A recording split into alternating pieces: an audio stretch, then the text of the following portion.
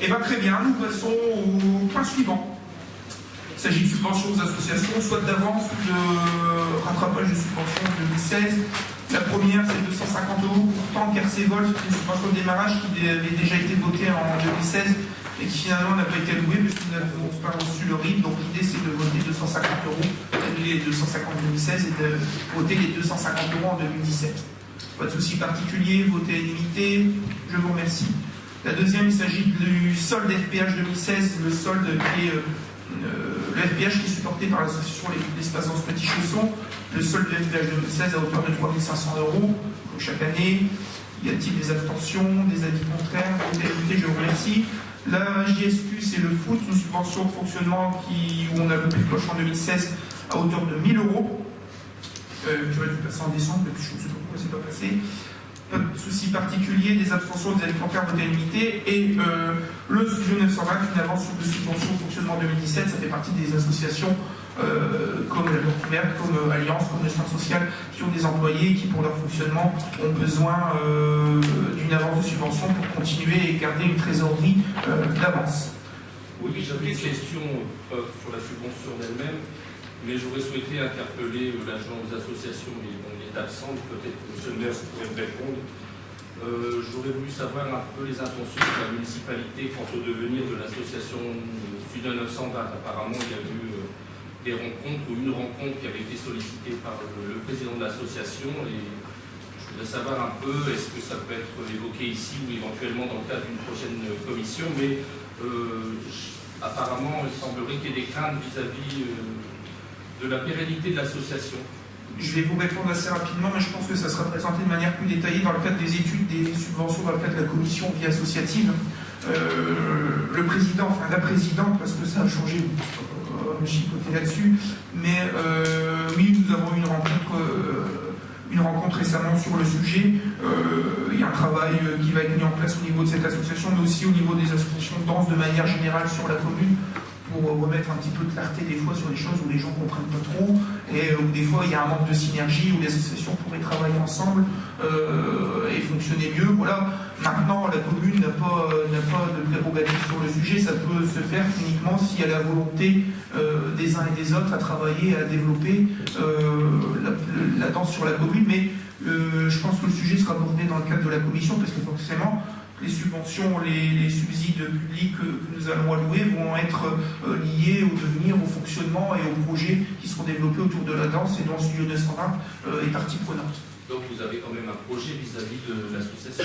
Oui, on s'est déjà rencontrés et on est en train de définir un temps de travail, un calendrier de travail sur le sujet dans les mois qui arrivent pour avancer et essayer d'accompagner le Studio 920, mais aussi la seconde structure de danse sur la commune pour, je dis encore une fois, permettre aux usagers d'avoir des activités danse et puis peut-être regrouper les énergies et les énergies des uns des autres et faire quelque chose qui soit peut-être plus intéressant et pas travailler chacun dans son coin. Et je pense qu'aujourd'hui, on parle de mutualisation, c'est intéressant, mais la mutualisation ne peut pas se faire sans les bonnes volontés des uns et des autres. Donc aujourd'hui, il faut y travailler et on y travaille d'un consort commune et association. Vous voulez un regroupement apparemment? Je ne sais pas si ce sera un regroupement, mais ce serait de travailler. Nous, on trouve ça un peu bête. Je pense qu'aussi à un moment, vous le partagez, d'avoir des fois deux associations, comme deux clubs de foot, comme deux trucs. Je pense qu'aujourd'hui, une commune de 6 500 habitants, on doit dépasser ce genre de choses et on doit essayer de travailler ensemble pour regrouper au mieux les compétences des uns des autres, les volontés et l'énergie des uns des autres. Voilà, mais on l'abordera peut-être plus longuement dans le cadre de la commission vie associative, qui se réunira, je pense, très bientôt, puisque les dossiers sont maintenant arrivés, ils sont à l'étude dans les services. Donc ça ne devrait pas trop tarder. Je ne vous dis pas pour le prochain conseil, mais si ça peut faire, ça se fait. Voilà. Y a-t-il d'autres questions sur le sujet? Alors, des abstentions, avis contraires, vote à l'unité, je vous remercie. Le point suivant, je pense qu'il ne se devrait pas pour un particulier, il s'agit de la convention des intervenants participant au TAP pour l'année scolaire 2016-2017, période 4. Donc voilà, tout est pris dans un tableau. L'objectif est de conclure les conventions, d'utiliser M. le maire à signer ces conventions. Non, pas de question particulière, on passe au vote, avis contraire, abstention, vote à l'unité, je vous remercie. Le ZIL, qui s'appelait avant le FSIL, ou le ZIL, pas le FSIC, le ZIL. Sur le sujet de la dotation de soutien à l'investissement local, il s'agit d'un appel à projet lancé par les services de l'État sur différentes enveloppes, sur des mises aux normes de bâtiments. et sur aussi l'amélioration, la diminution de la consommation énergétique. Parmi les dossiers éligibles sont éligibles les travaux liés à l'agenda d'accessibilité. La commune, avec les services, ont travaillé pour solliciter l'État, dans le cadre de l'enveloppe ZIL, pour obtenir un financement sur ces travaux d'accessibilité. Alors, une enveloppe qui représente aujourd'hui, pour l'année 2017, 178 260 € et 16 900 € en taxe de prestation d'ingénierie que nous avons déjà évoqué. Donc l'idée aujourd'hui, c'est de solliciter les services de l'État dans le cadre de l'enveloppe ZIL à hauteur de 40%, c'est le seuil maximal, nous avons peut-être moins, on essaye toujours de prendre le maximum. Donc l'idée d'avoir une subvention maximum à hauteur de 78 064 €, d'approuver les modalités de financement et un tableau de financement, d'autoriser M. le maire à déposer une demande de subvention au titre de la dotation de soutien à l'investissement des communes et de leurs groupements. Des questions particulières? Oui, non. L'année passée, on vous avait sollicité, on vous avait dit, pourquoi vous n'avez pas mis plus de data? Vous faites cette année? Oui, on va vous expliquer pourquoi. Parce qu'en fait... Non, vous n'avez pas m'expliquer. Vous avez dit que vous avez sollicité l'année passée pour en mettre plus, et vous avez dit, on n'a pas fait ce choix-là, on avait choisi d'autres dossiers qui ont été rejetés, et je vous avais dit... Et accepté. Ouais, il y en a. C'est vrai, il y en a d'autres. La moitié vide, la moitié plein. Dites pas que les dossiers sont rejetés. Et je vous avais dit, mettez-en plus. Et cette année, vous en mettez pour 160. Ce qui est bien, hein. Ce qui est bien, puisque c'est financé à hauteur de 40%. C'est une question de, entre guillemets, de stratégie dans les sollicitations des subventions. Je vous donne un exemple simple. L'année dernière, nous avions un certain nombre de sujets où les enveloppes ZIL étaient différentes. L'enveloppe ZIL pouvait soutenir des projets de diminution de consommation énergétique, des projets de mise aux normes des équipements, mais aussi il y avait une enveloppe sur des aménagements qui pouvaient se réaliser dans les centres-villes des communes. Donc nous avions sollicité un certain nombre de subventions pour des rénovations d'éclairage public. Nous avons obtenu toutes les subventions sur ce dossier-là. Par contre, effectivement, il y avait deux dossiers qui représentaient quand même des sommes assez importantes, les sommes les plus importantes, où nous avions sollicité dans le cadre de l'enveloppe amélioration des centres-bourgs, et ces dossiers-là n'avaient pas été retenus. Mais nous avions sollicité la DAP dans le cadre de la DETR, puisque nous n'avions pas forcément d'autres dossiers éligibles à la DETR l'année dernière. Sauf que cette année, puisque nous avons un dossier, notamment de santé technique, qu'on verra après, éligible à la DETR, et pour obtenir des financements dans le cadre de la DAP, nous avons fait le choix de mettre la DAP dans le ZIL, et pas de solliciter, faire deux dossiers DETR, faire un seul dossier DETR santé technique, et un dossier ZIL à DAP, contrairement à l'année dernière. C'est juste des questions d'éligibilité. Est-ce qu'on a des remarques particulières? Non. Par contre, par rapport au dossier que vous avez présenté l'an dernier qui ont été retoqués, il y avait, je pense, M. Namor Départ. Oui. Donc c'est un projet qui est abandonné ou parce que c'était une grosse somme quand même? Où est-ce qu'on vous en êtes par rapport à ce financement? Comme tout, on a un cabinet qui a été mandaté pour une étude et nous attendons le retour du cabinet. Il n'y a pas de projet qui soit abandonné, c'est parce que nous avons des priorités, on priorise des choses. Oui. Le parc, c'est une priorité pour nous. Parce que la subvention n'avait pas été acceptée. Donc Tout à fait, nous travaillons encore actuellement. D'accord. Sans problème. Voilà. Y a-t-il, si c'est terminé, pas d'autres remarques? Non, c'est bon pour tout le monde. Alors, y a-t-il j'ouvre le vote, des abstentions, des avis contraires? Voté à l'unanimité, je vous remercie. Le point suivant, il s'agit d'une prorogation là, du SIC. Donc en fait, dans le cadre de l'enveloppe SIC 2011-2014, la commune de Quai-Rochin avait sollicité Valenciennes Métropole pour obtenir une subvention à hauteur de 382 393,94 € qui serait attribuée pour la création d'une nouvelle liaison sur le site des anciennes mairies de Blanc-Misson. Cette délibération cette subvention a été acceptée. La commune a reçu, et je le note puisqu'il y a une petite erreur, la commune a reçu 50% de cette subvention. Donc la compte est de 191 196,97 € qui a été mandatée le 17 juin 2013 sur la base du certificat de démarrage daté du 22 mai 2013. Reste aujourd'hui, avec la réception de chantier qui se fait sur les verreries, la possibilité de récupérer le solde, c'est-à-dire les 50% de la somme, c'est-à-dire 191 000, exactement la même, 191 196,97 € qui viendront eux-mêmes combler et amoindrir le déficit du budget, que je posais tout à l'heure, des verreries. les 731 000, on retirera 191 000 en retirant cette subvention. Il est donc la commune a sollicité Valenciennes Métropole pour proroger, puisqu'en fait nous ne pouvions plus signer. Donc l'idée c'est de mettre une convention, de m'autoriser à signer une convention pour toucher ce solde que je signerai avec M. le Président de Valenciennes Métropole, puisque les délais 2011-2014 étant dépassés. Donc l'idée c'est de dire que le conseil communautaire, le groupe communautaire est d'accord, le conseil municipal est d'accord aussi, nous signons, et l'AGLO donne le solde de cette subvention. Y a-t-il des questions particulières? Non. Des avis contraires, je vais ouvrir le vote. Des abstentions, des avis contraires, voté à unanimité, je vous remercie. Le point suivant, il s'agit des indemnités de fonction. Effectivement, les modes de calcul des indemnités des maires adjoints, conseillers municipaux délégués ont été, entre guillemets, modifiés. C'est-à-dire qu'aujourd'hui, il y a une revalorisation, c'est ça, du point d'indice ou de l'indice, je ne sais plus. De l'indice, nous étions sur un IB 10-15, nous passions sur un ISB 10-22, si je ne me trompe pas, 10-27 au 1er janvier 2018.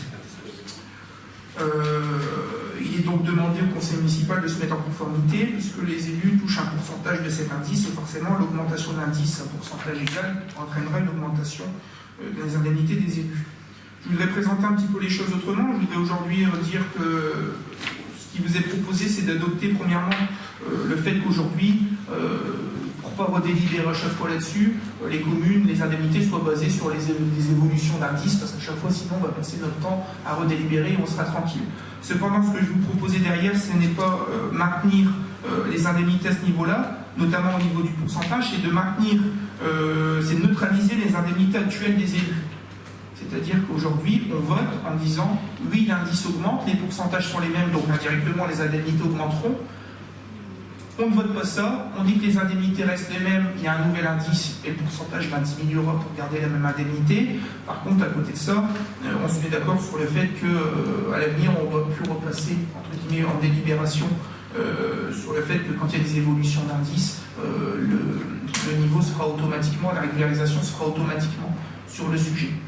Donc voilà, pourquoi on fait ça aujourd'hui, parce qu'on disait tout à l'heure, il y a des efforts un petit peu à faire partout. Alors c'était symbolique, je crois que pour le maire, il y avait 3 ou 4 euros de plus par mois. C'est pas forcément ça qui va changer la donne, mais je pense que d'un point de vue symbolique, on serre un petit peu la vis, on fait attention au niveau de tout le monde, et je trouverais ça vraiment mal perçu d'expliquer que même si ça augmente de 1 ou 2 euros plus par mois, bah, ça augmente quand même. Et qu'à côté de ça, bah, il y a plein de choses qui augmentent pas.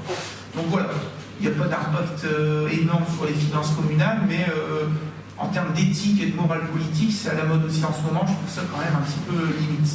Alors est-ce que aussi le calendrier avait été choisi par les services de l'État pour lancer des polémiques? Je ne sais pas. En tout cas, ne tombons pas dans ce piège-là. Alors, ce qui vous est proposé, c'est d'adopter le fait que les indemnités versées seront calculées en fonction de l'indice brut terminal de la fonction publique auquel la réglementation se réfère au moment du traitement. Comme ça, on n'aura plus à chaque fois revenir parce que ça passe de 10,22 à 10,21, quoi que ce soit. Cependant, de ne pas maintenir les pourcentages qui vous sont proposés, mais de maintenir les indemnités brutes telles qu'elles sont aujourd'hui et auxquelles on ne touchera le pourcentage, ce sera plus 65% pour le maire, ce sera peut-être 64,5 ou 63 pour avoir la même indemnité. Donc pas 1 euro de plus sur les indemnités des élus. Est-ce que c'est plutôt clair? C'est toujours un petit peu technique, mais bon. Pas de remarques? Eh bien, on ouvre le vote. Abstention. Donc, abstention, avis contraire, adopté à l'unanimité. Je vous remercie. Le point suivant, il s'agit d'une cession de parcelle située cité d'Aurémieux, une parcelle cadastrée à hausse 277-278. Et je vais laisser la parole à M. Donnet sur le sujet. Merci, monsieur le maire. Donc, monsieur le maire rappelle que la ville de Quiévrochin est propriétaire des parcelles cadastrées, cession AO 277 et 278, une contenance respective de 117 m² et 36 m², située cité d'Aurémieux. Pour satisfaire la demande formulée par monsieur Jean-Pierre d'acquérir les 10 parcelles attenant à sa propriété actuelle, la parcelle AO, sa parcelle actuelle AO 57, la ville envisage de lui céder pour la somme de 3 060 € net vendeur. Ce qui revient donc après estimation des domaines, bien sûr, on est exactement à 20 € du mètre carré. Alors les frais, les charges et honoraires seront payés par l'acquéreur. C'est du terrain constructible, mais qui aujourd'hui est dans un état avec énormément de saleté, de détritus, d'ordures, et donc la ville a déjà procédé à plusieurs reprises à des nettoyages, et M. Jean-Clair, se plaignant de son environnement, donc souhaite acquérir ces parcelles pour enfin être débarrassé de ces nuisances. Voilà. Et en plus, ça fera un alignement, effectivement, par rapport à la voirie en direction de la rue Jean Jaurès. Donc, par conséquent, il demande au conseil municipal de bien vouloir céder les parcelles cadastrées AO 277 278 d'une superficie respective de 117 m² et 36 m² pour le prix de 3 060 € à M. Jean-Clair, qui ferait charge honoraire sur le températureur, d'autoriser M. le maire ou à défaut chaque adjoint à l'ordre du tableau à signer les différents documents afférents au transfert de propriété. Merci, monsieur l'adjoint. On vend au prix des domaines à 3 060 € la ville du domaine ici. L'idée, c'est de régulariser une situation, de régler un petit peu de situation, comme ça a déjà été fait, cité d'Aurébieux, avec des anciens passages qui ont été vendus aux propriétaires. Et puis en plus, ça permet d'aligner un petit peu l'ensemble des maisons. On est tranquille avec ça. Y a-t-il des questions particulières sur le sujet? Non. Eh bien, nous passons au vote. Des avis contraires, des abstentions. Votez à l'unanimité. Je vous remercie. L'actualisation de la dénomination des grades dans les tableaux des effectifs, effectivement, il y a une évolution dans le cadre de nomination des grades dans le tableau des effectifs avec la disparition d'un certain nombre de grades. L'adjoint administratif de deuxième classe devient adjoint administratif, l'adjoint technique de deuxième classe devient adjoint technique, l'adjoint du patrimoine de seconde classe devient adjoint du patrimoine, administratif première classe devient administratif principal de deuxième classe, l'adjoint technique de première classe devient l'adjoint technique principal de deuxième classe, et l'ADSEM de première classe devient l'ADSEM principal de seconde classe. L'objectif, c'est d'adopter ce genre de choses et d'adopter la mise à jour du tableau des effectifs arrêté au 1er janvier 2017 pour toutes les personnes concernées par ces changements de dénomination de grade. Non, pas de questions particulières, c'est de la régularisation administrative, des abstentions, des avis contraires, voté illimité, je vous remercie. Le point suivant, il s'agit de la création d'un poste d'adjoint d'animation, notamment nécessaire, je passe sous le contrôle de Mme l'adjointe en charge des questions éducatives, de créer un poste d'adjoint, un grade d'adjoint d'animation, cadre d'emploi d'adjoint d'animation territoriaux à temps complet. Les missions seraient notamment d'animer et de coordonner le projet éducatif du territoire, les activités périscolaires notamment, en organisant en assurant le suivi entre autres des accueils périscolaires, des accueils collectifs pour mineurs, des projets de réussite éducative, notamment le dispositif de réussite éducative, qui est aujourd'hui géré par le responsable du pôle cohésion sociale chargé de développement, ce qui permettra de dégager du temps et de transmettre le flambeau sur le sujet, mais aussi sur le projet de création d'un conseil municipal des jeunes, donc cette personne pourrait être chargée de suivre et d'animer le conseil municipal des jeunes. Il est donc demandé au conseil municipal de créer un poste au grade d'adjoint d'animation à temps complet, prévoir les crédits au budget, ils sont déjà prévus puisqu'il s'agit d'un agent contractuel, donc nous avons entre guillemets régularisé, qui est là depuis plusieurs années dans la commune. Des questions particulières? Des questions particulières? Non. Des avis contraires, on ouvre le vote, des avis contraires, abstention, voter l'unanimité, je vous remercie. Le point suivant, il s'agit d'adhésion de plusieurs communes au SINESIAN avec des transferts de compétences, rien de bien spécial, les repris dedans. S'il n'y a pas de remarque particulière, je mets au vote, des avis contraires, des abstentions, voter l'unanimité, je vous remercie. Le point suivant, il est lié à la rémunération des gens contractuels recrutés pour les besoins de la CM, de la période estivale 2017, mais aussi à la formation BOFA et aux tarifs inhérents. Je laisse peut-être la parole à mademoiselle Gilles, qui peut nous présenter le sujet.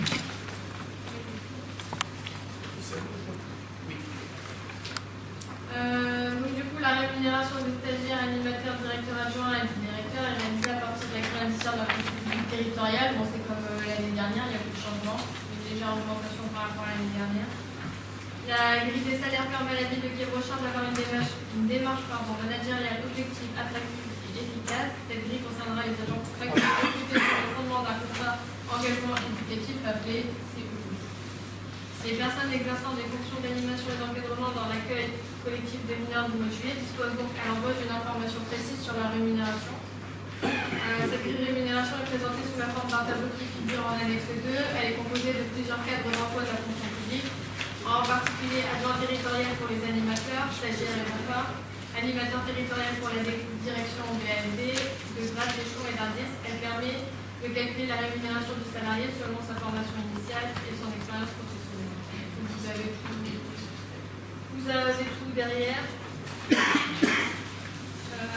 Vous voyez, un stagiaire jusqu'au directeur, ça va de 595 € euros brut, mais à savoir qu'il y a des CE donc qui sont en demi-traitement, jusqu'à directeur 2583 euros brut, en sachant que pour un directeur, il y aura 26 jours à faire et que les animateurs et les stagiaires ils feront 21 jours, donc on est plutôt pas mal placé par rapport aux autres.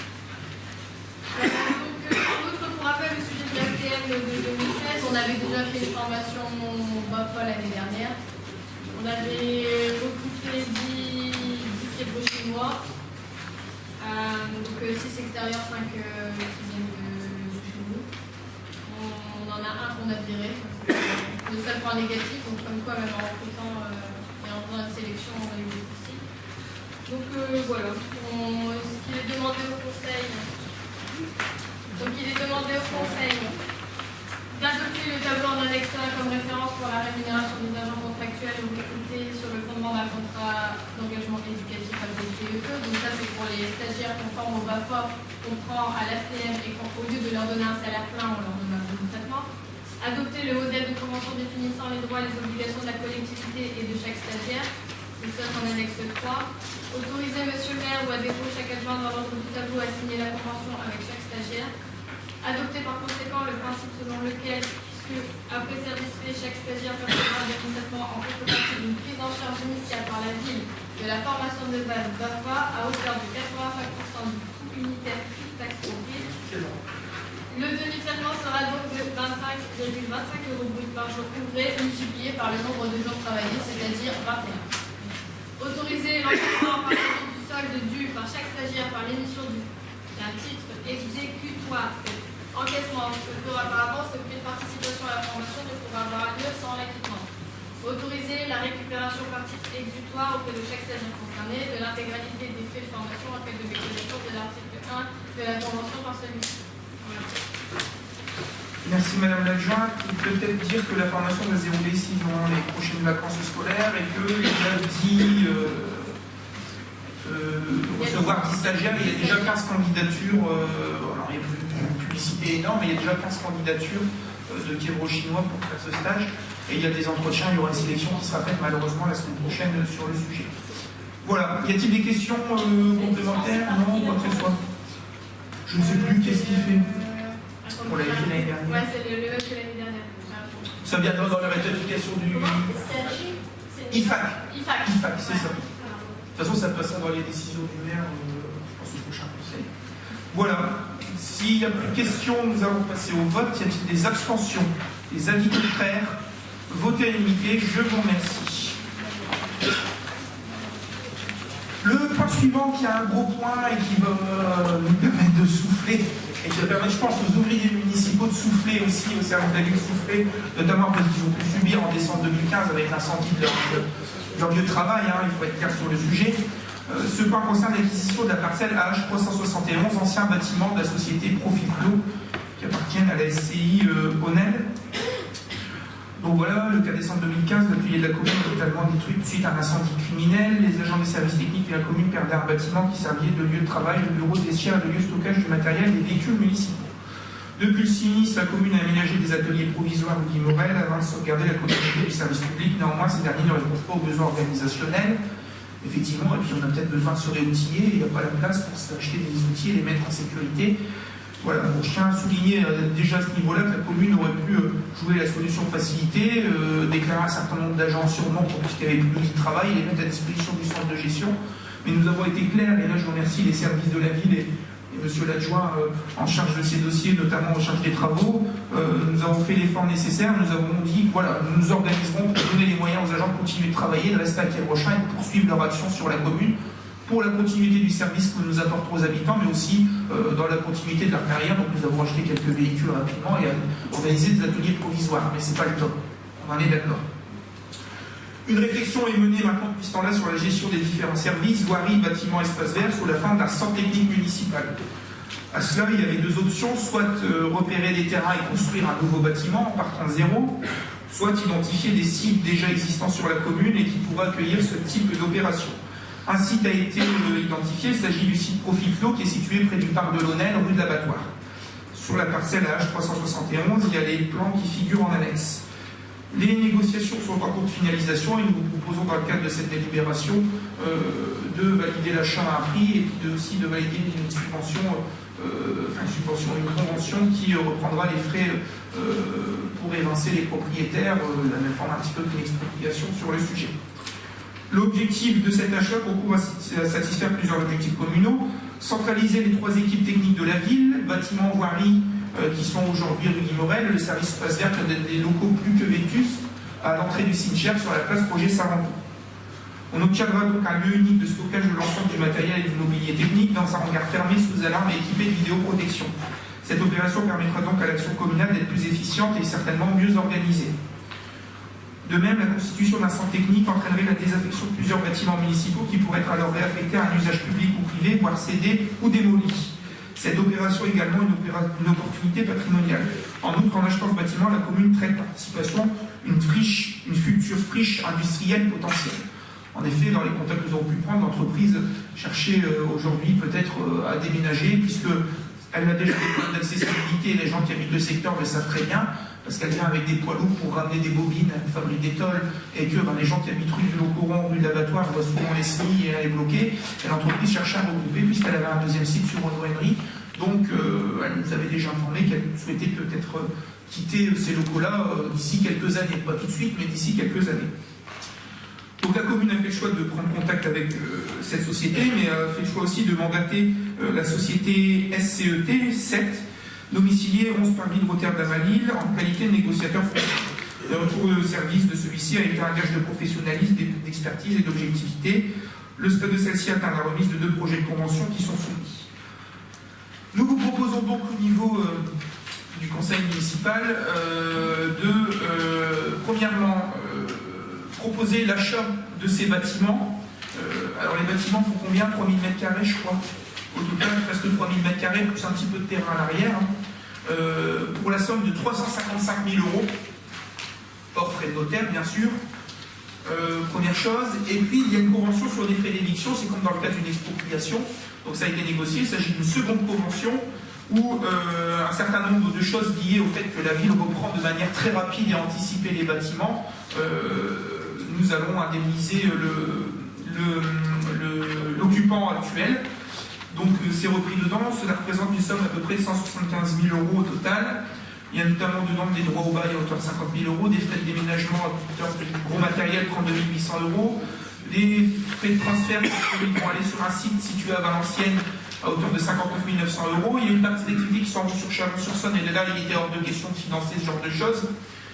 Des frais divers, des coûts d'actes administratifs, des contacts clientèle fournisseurs, 2500 € hors taxes, et un trouble d'exploitation d'1 mois et demi de la masse salariale charge comprise, nous ne le prenons pas en charge.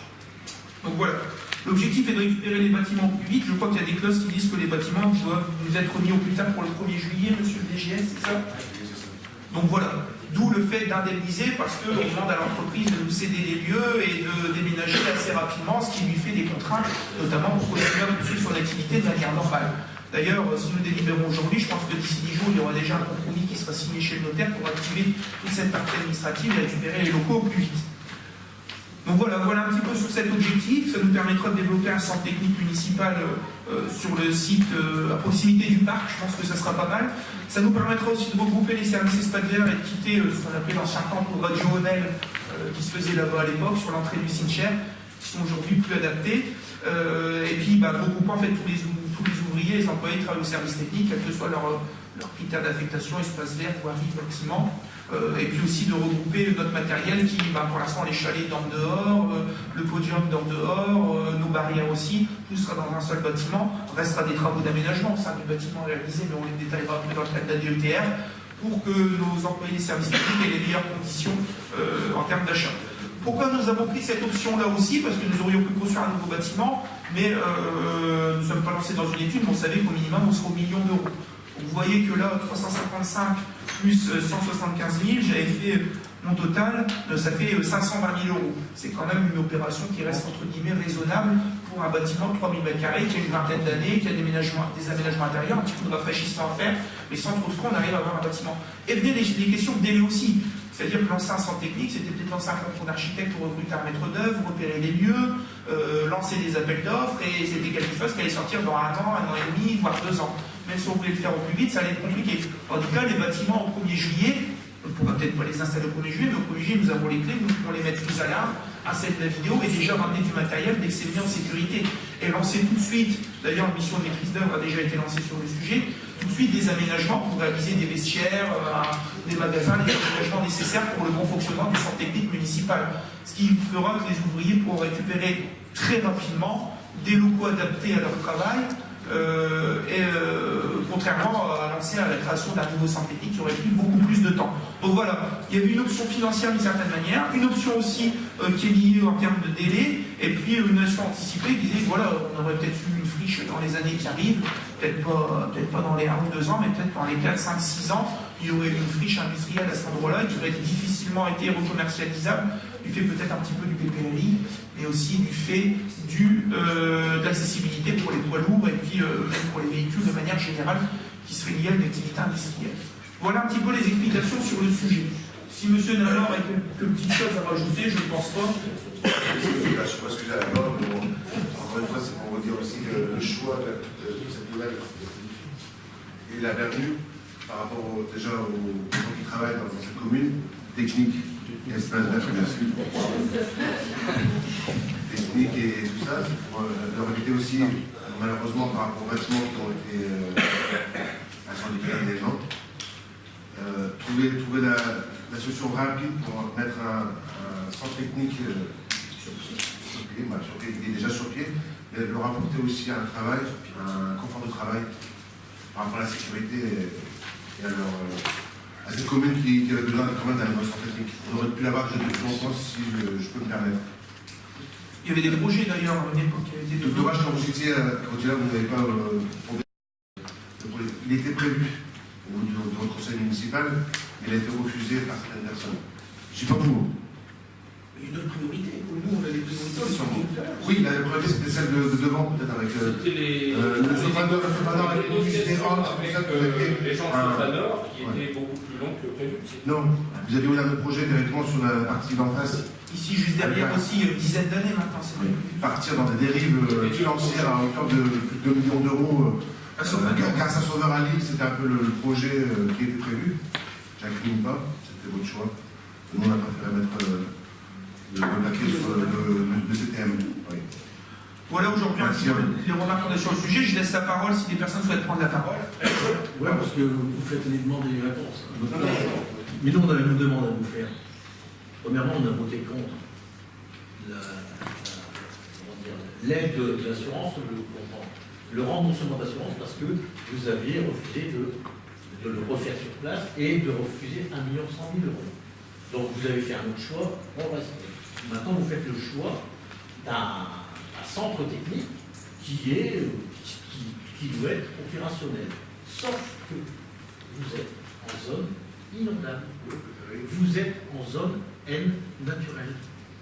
Avez-vous pris toutes les assurances pour que on puisse travailler calmement? Sachez quand même, M. Griner, je me souviens, il y a 2 ou 3 ans, vous aviez un mètre en main et vous mesuriez, regardez, il y a 33 cm d'eau. Et vous le disiez à ce moment-là. Et maintenant, vous mettez un centre technique. Donc, je vous demande, avez-vous pris toutes les assurances? En ce qui concerne le petit, PPRI. oui, mais ça s'appelait aussi petit. Ah bon. Sur la vision qui était la comité en train de pénétrer et faire un tour chez Profitlo, cet après-midi, je crois que vous y étiez. Madame Disnor, il est devant, elle est venue chercher le PPRI, alors je pense qu'elle le connaissait avant, parce qu'en tant qu'élu, voilà. Mais je crois que cet après-midi, vous êtes allé. Enfin, vous n'êtes pas maître d'œuvre mandaté par la commune, mais vous êtes en train de prendre des photos chez Profitlo. Bon, voilà. Monsieur le maire, je vous ai posé une question. Essayons de vous répondre. Et puis après, vous interrogerez sur les après-midi pédestres et de Madame Disnor. Et répondez quand même à ma question. Je réponds à votre question et après je laisse la parole à Madame Disnor qui vient me demander. Oui, effectivement, ça a été pris en compte. 2 raisons. Vous me disiez tout à l'heure les 30 cm d'eau. Les 30 cm d'eau, ils sont au niveau d'une cuvette entre la rue de l'Abattoir et le chemin de Bézieux. Et le bâtiment, vous pouvez aller le voir, est quand même beaucoup plus surélevé par rapport à ce niveau-là. D'ailleurs, à l'arrière du bâtiment, il y a même un mur le long du piétonnier rue de Donnel qui fait à peu près 80 cm de haut et qui permet quand même de protéger le bâtiment. Il faudrait ressortir le PPRI. Il n'y a qu'une petite partie du bâtiment qui est affectée en aléa moyen ou faible. Et c'est surtout la rue qui est affectée. Donc le bâtiment est déjà surélevé, on le voit très bien d'ailleurs. La deuxième chose, c'est que le fait de prendre en compte le PPRI est applicable dès qu'il y a des modifications en termes de façade ou d'aménagement général.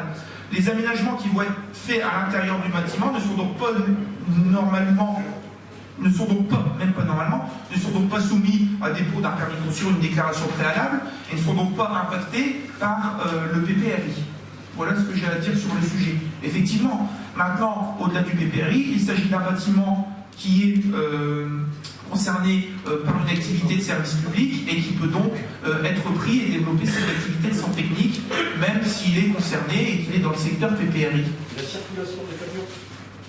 Bah, ça sera pas pire qu'aujourd'hui, hein, avec les SMIC qui parlent, vous habitez par là. Vous habitez rue Locro. Vous voyez bien les SMIC. Je vous parle des voiries qui sont dans le secteur inondable. Vous parlez pas des camions qui viennent de la mer, des camions des services techniques. S'il y a une inondation, les assurances, est-ce que tout ça c'est pour rapport? Et n'y voyez pas la réalité? Non, mais attendez, mais vous soulevez un problème, vous aimeriez bien avoir des réponses sur le sujet. Non, je vois pas, franchement, moi je vois pas de souci particulier sur le Au sujet. niveau des assurances, on est en. Oui, quelquefois il y aurait une inondation, est-ce que les camions, tout ce qui serait déjà par rapport à l'intérieur. Oui, effectivement, puisque dans les assurances, on demande quand même, souvenez-vous, ça passe en CAO.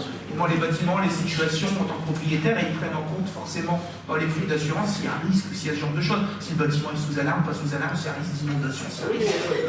Est-ce que ça, vous avez des assurances pour que ça puisse se faire? Déjà à l'intérieur, les ateliers de culture évident. sont prévus déjà d'être surélevés pour pouvoir déjà nous voyons. C'est une question d'assurance. Oui. Déjà, on a 300 000 € de caution. Ah oui. Révisable. Mais bon, j'espère qu'ils vont être révisables. s'il n'y avait pas des petits malins qui allaient foutre le feu. Ah bah ça, c'est sûr. On est d'accord. Et ça, comme nous, peu importe qu'il soit à la mairie, je suis d'accord avec vous là-dessus. Non, sur ce sujet-là, non, il n'y a pas de souci particulier. Au niveau des prises en compte de ce genre de choses, peut-être au niveau de la direction générale, mais c'est vrai que nous avions eu cette discussion et il n'y a aucune prescription claire sur le sujet. Il y avait Mme Guisgan qui avait demandé la parole. Allez-y, madame. Je n'ai pas demandé la parole, c'est parce que vous avez abordé un sujet précédemment, je prends la parole.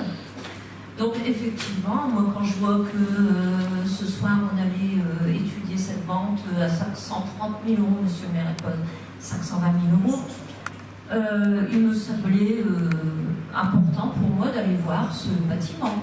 Hein, la majorité des élus ici présents l'ont vu.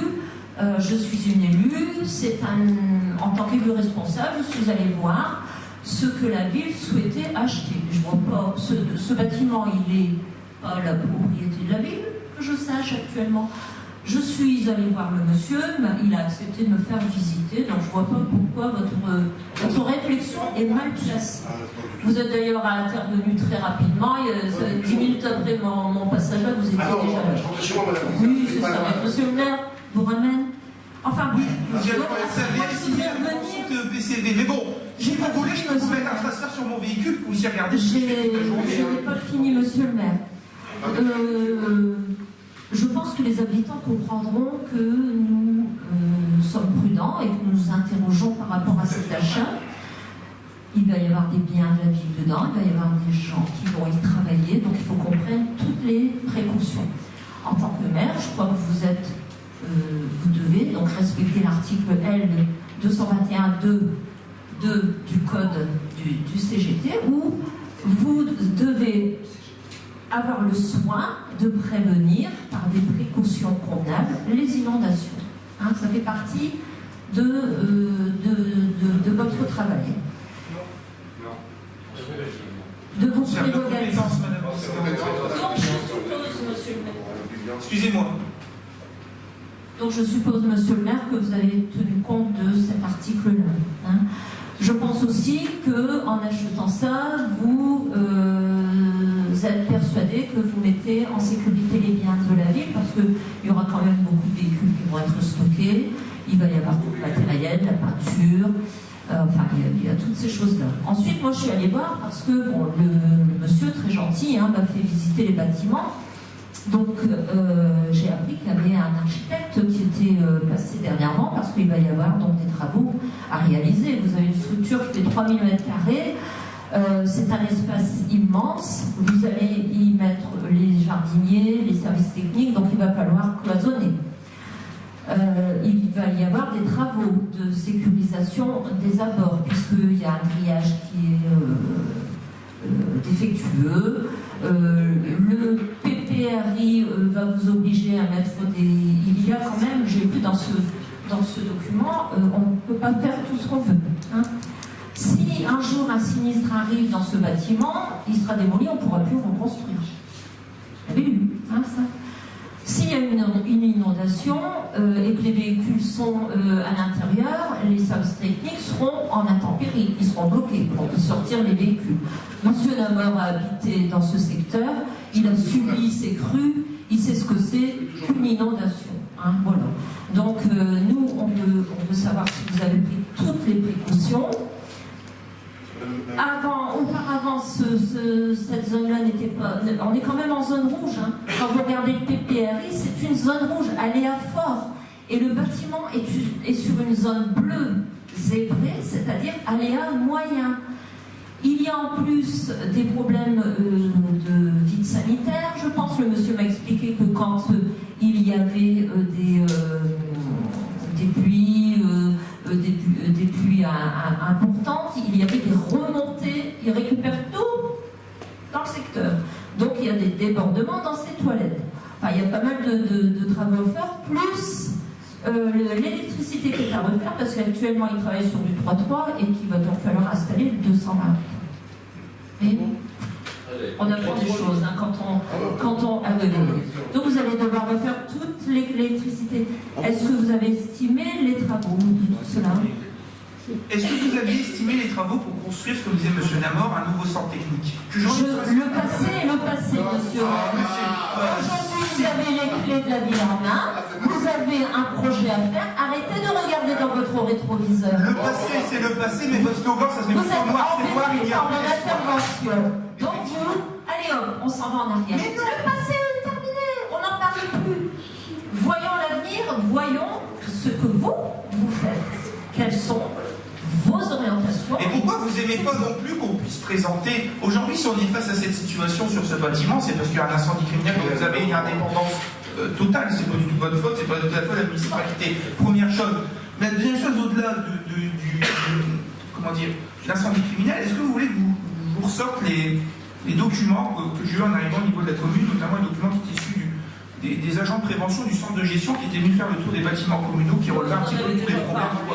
Mais non! Sur le bâtiment existant où il y a eu un incendie, le bâtiment était quand même en mauvais état, très dangereux. C'était votre choix, vous saviez très bien, c'est un vieux bâtiment. Voilà. Et on ne peut pas tout faire et on n'a pas les finances. Je suis d'accord avec vous. On y réfléchissait, mais à l'époque on travaillait sur beaucoup de projets. Et il a fallu faire des choix. Voilà. On y réfléchissait. Comme vous faites actuellement, depuis 2014, vous travaillez sur certains projets qui ne sont toujours pas réalisés. Oui, Mme Lisbonne, mais vous savez, avant de réaliser de nouveaux projets, on termine les projets des autres. Hein. Vous savez, une église, il restait 700 000 € à mettre, il a fallu les mettre. Hein. L'ancien collège, on l'a vu aussi. Non, mais bon, c'est facile. Le changement de municipalité, c'est pas une page blanche et on part de zéro. Hein. Non, mais le changement de municipalité, c'est pas une page blanche, on part de zéro. J'aimerais bien, hein, parce qu'on aurait pu avancer plus vite. Aujourd'hui, il y a quand même du boulot.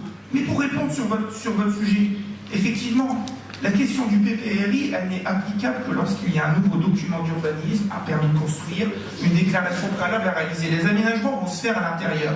Alors oui, il va falloir prendre en compte, surélever, peut-être positionner à certains endroits un certain nombre de matériel. Si une réserve à carburant, on peut la mettre à un endroit qui risque d'être facilement inondé ou quoi que ce soit. Je suis tout à fait d'accord avec vous.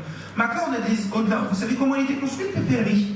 Comment la carte a été construite et avec quel type de référence? Transfert de compétences, fonctionnaire. Non. Ah non.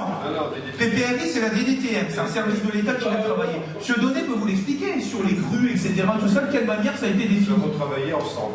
Vous avez peut-être. On a eu le PPRI, ça s'appelait pas Oui, j'ai lu l'enquête. C'était sur le terrain. C'est des crues centenales. Merci, monsieur le maire, de me donner la parole. Oui, donc c'est un travail qui s'est fait conjointement sur le terrain avec les agents de la DDTM. À plusieurs reprises, il y a eu des corrections à apporter suite à des témoignages d'habitants. Donc on a pris en compte l'avis des habitants.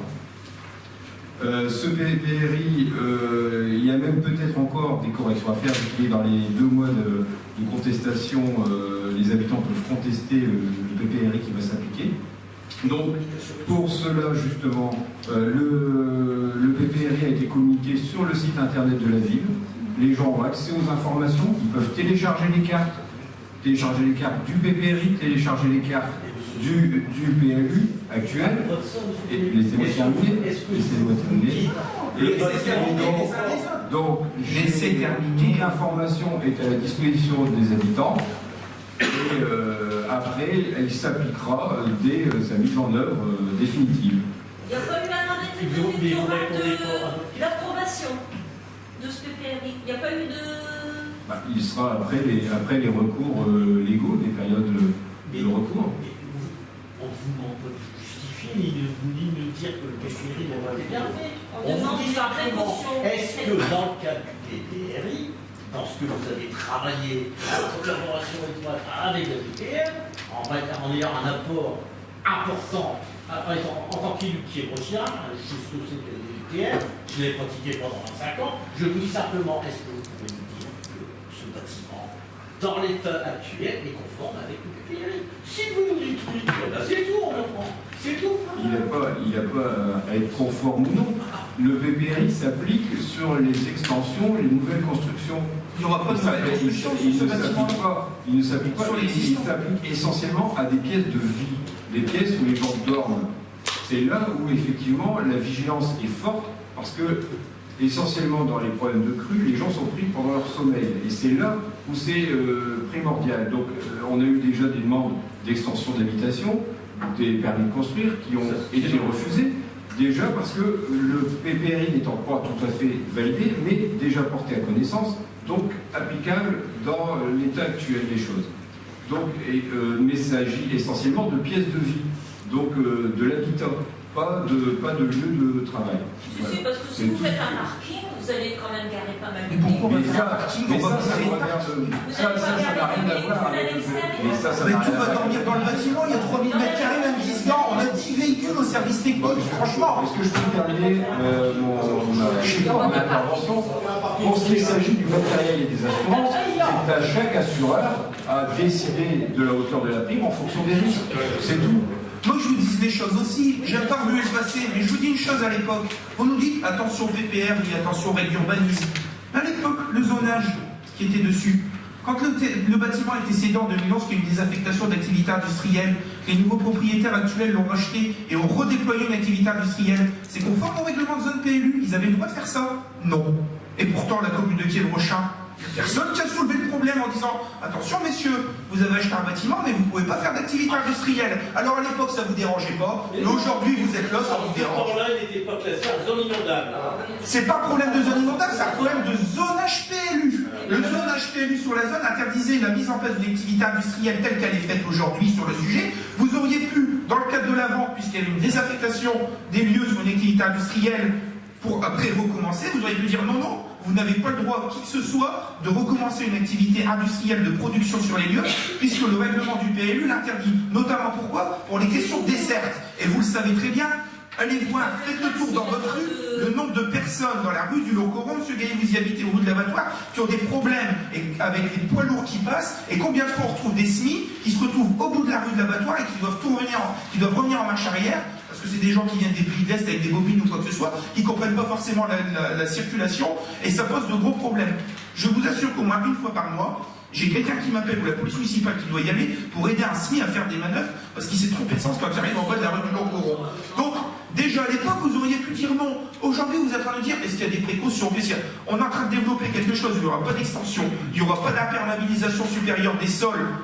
Je vous dis même une chose, on va peut-être même travailler pour récupérer l'eau des bâtiments, ça nous fera des économies, on arrosera les fleurs ou quoi que ce soit. C'est bien, ça devrait être bien dans le cadre de la démarche des villes fleuries, on est tout à fait d'accord. Il y a plein de choses à faire.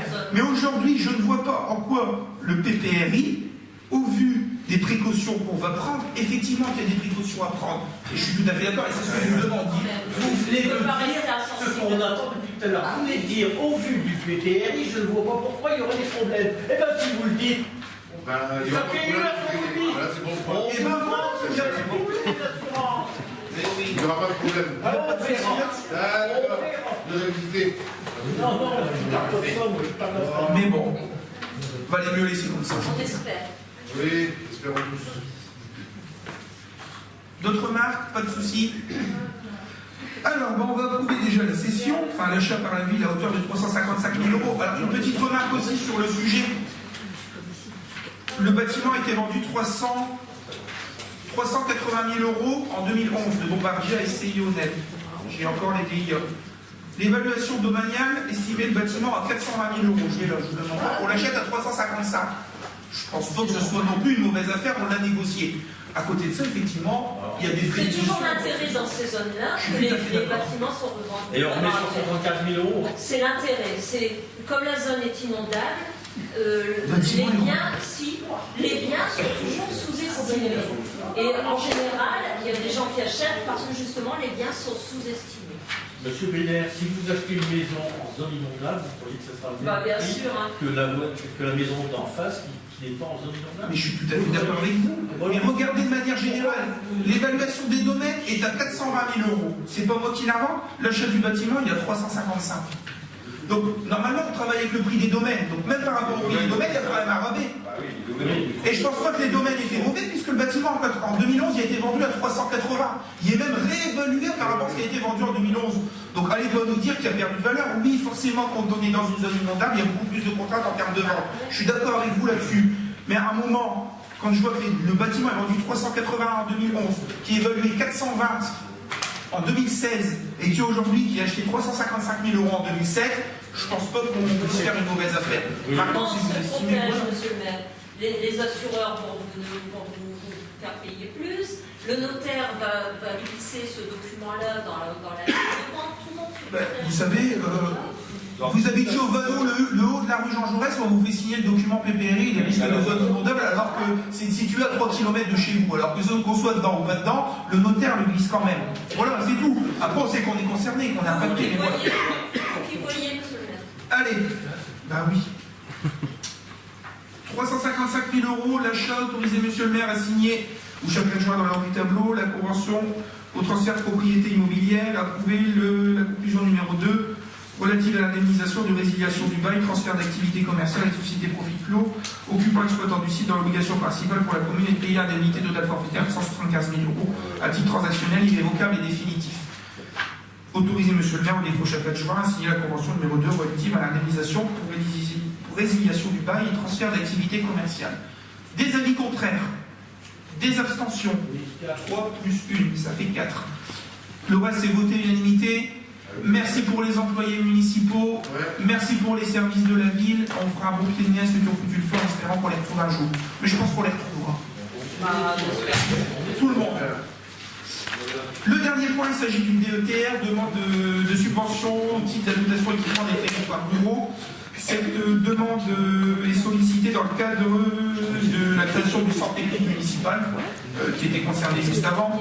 Le montant prévisionnel global de l'opération, 861 588 €, qui sont décomposés comme suit. Nous avons dans cette subvention, nous sollicitons 355 000 dans le plan de financement. Les coûts d'opération, 355 000 € d'achat du bâtiment, 175 000 € d'indemnisation, la démolition puisqu'elle était liée des anciens ateliers municipaux, les établissements d'archives des travaux intérieurs AP avant projet de maîtrise d'œuvre, ça c'est l'étude qui va être réalisée. L'installation d'un nouveau système d'immosurveillance de caméra local d'enregistrement, installation d'une nouvelle alarme filaire, dépose d'anciennes clôtures, dépose d'anciennes clôtures et pose d'une nouvelle clôture, et les travaux intérieurs. Sur le sujet, nous sollicitons les services de l'État pour une dotation au maximum des 40%. Telles qu'elles sont prévues, nous aurons peut-être pas 40%, c'est-à-dire 344 635 000 € 50. Je rappelle encore une fois, ce projet peut être financé par notre autofinancement direct et qu'aller chercher de la subvention, ça nous permettra de l'argent pour les mettre dessus pour notre autofinancement avant d'autres projets. Y a-t-il des questions spécifiques? Je mets au vote des avis contraires, des abstentions, voté à l'unanimité, je vous remercie. Je ne clôture pas la séance puisqu'il y a un certain nombre de signatures des comptes de gestion et des comptes administratifs à réaliser. Donc ne bougez pas, on fait tourner les documents et je lèverai la séance juste après que j'arrive au public, la séance n'étant pas levée. Donc on va intervenir de parler ou de faire tout signe d'approbation, de désapprobation sur une discussion menée.